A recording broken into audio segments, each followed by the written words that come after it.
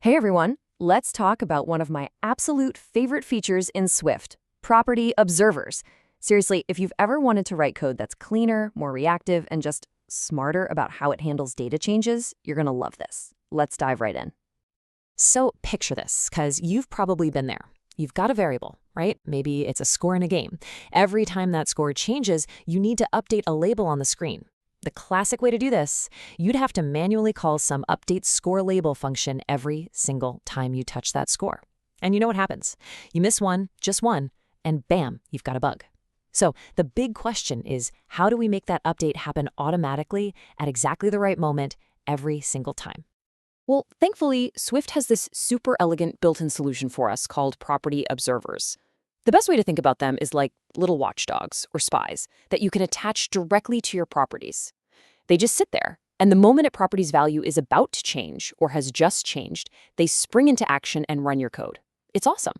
No more hunting through your code base for every single place you set that variable. All right, so let's break this down. First up, we've got willSet.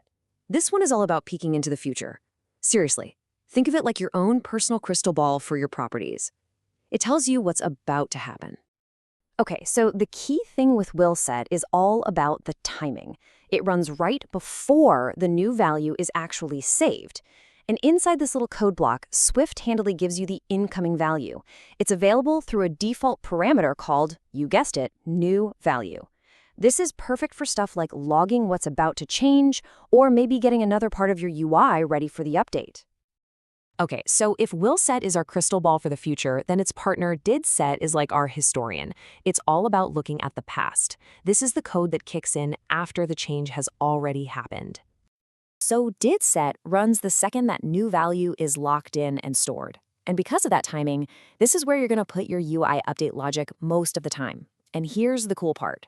To help you out, Swift gives you the value that was just replaced. You can get it through a default parameter named oldValue. This is so useful for comparing what just happened. Okay, let's just put these two side by side to make it crystal clear. It really is this simple. willSet is for before the change, and it gives you the new value. didSet is for after the change, and it gives you the old value. That's it. Timing and which value you get access to, those are the two big things you need to remember. So what does the whole life cycle of a property change actually look like? Well, it happens in this exact order every single time. Step 1, your code tries to set a new value. Step 2, willSet immediately gets called and you get that new value. Step 3, Swift goes ahead and actually saves that new value to the property. And finally, step 4, didSet gets called and you get the old value to look at. This sequence is locked in, you can always count on it. All right, that's enough theory. Let's get our hands dirty and see how this actually works in some real code. We're going to use a super simple example, a counter class. Okay, check this out. We have a basic class called counter. It's got just one property, count, which we started off at 0. And right after the property declaration, we've attached our observers. You can see the willSet block is set up to print about to change using that new value. And then the didSet block will print changed count from using the old value. Simple enough, right? Now for the fun part. Let's actually change the value. We'll run the line counter.count equals 5. And look at the output. Just like we said, willSet fires off first, telling us it's about to change count to 5. Then, once the value is set, didSet kicks in, reporting that it changed count from 0 to 5. It works perfectly. Let's do it one more time. Let's set the count to 10, and boom, same pattern.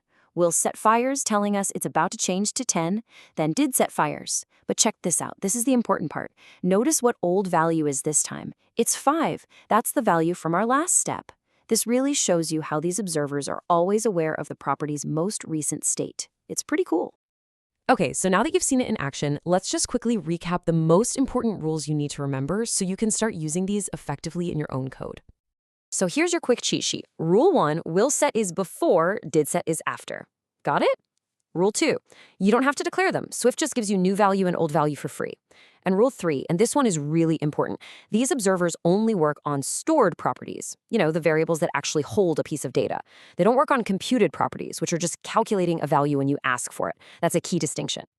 And at the end of the day, this is why this matters so much. Using property observers isn't just some clever little trick. It's a fundamental way to write better, more modern Swift code.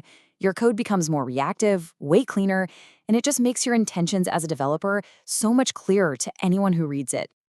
So, I want to leave you with a challenge. Go look at your own code right now. Where are you still manually calling update functions right after you change a variable's value? I bet you'll find a few places. And now you know how you can replace that messy logic with a super clean, simple, and really powerful property observer. Go give it a try.